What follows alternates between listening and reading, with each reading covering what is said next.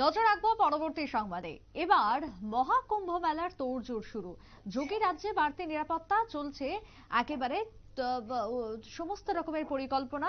যোগী রাজ্যে সতর্ক রয়েছে পুলিশ। মহাকুম্ভ মেলা গোটা এলাকাকে একেবারে দুর্গে পরিণত করা হয়েছে। রয়েছে স্নিপার ডগ, ড্রোন, স্নাইপার বাহিনীর ব্যবস্থাপনা।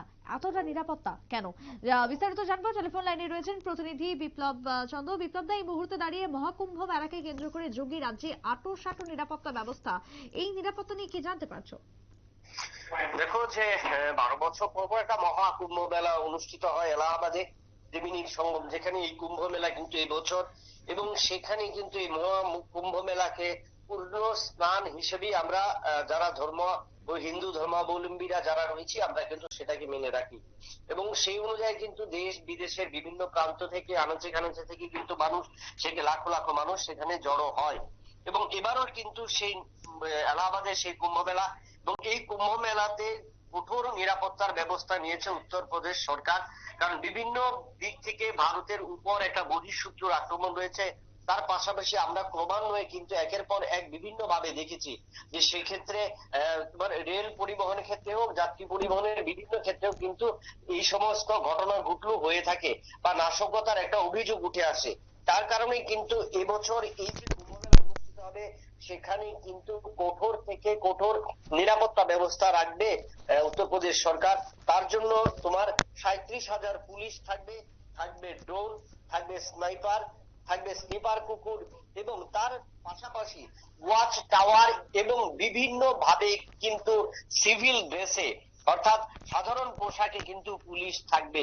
অর্থাৎ একদম চিরুনি তল্লাশি যেভাবে চালানো হয়, যদি বাংলায় বলা হয় সেরকম ভাবেই কিন্তু নজর দেওয়া হবে। কারণ আমরা জানি যে গত যে কুম্ভ মেলা অনুষ্ঠিত হয়েছে সেখানে কিন্তু রেকর্ড পরিমাণ মানুষ এই কুম্ভ মেলাতে মহাকুম্ভে স্নান অংশ নিয়েছিল। এবছরও যেটা এলাহাবাদে অনুষ্ঠিত হবে সেই ক্ষেত্রেও কোনোভাবেই নিরাপত্তা জনিত কোনো ঘাটতি বা দুর্বলতা রাখতে চাইছে না উত্তরপ্রদেশ সরকার, এবং সেটা কিন্তু বলে দেওয়া হয়েছে।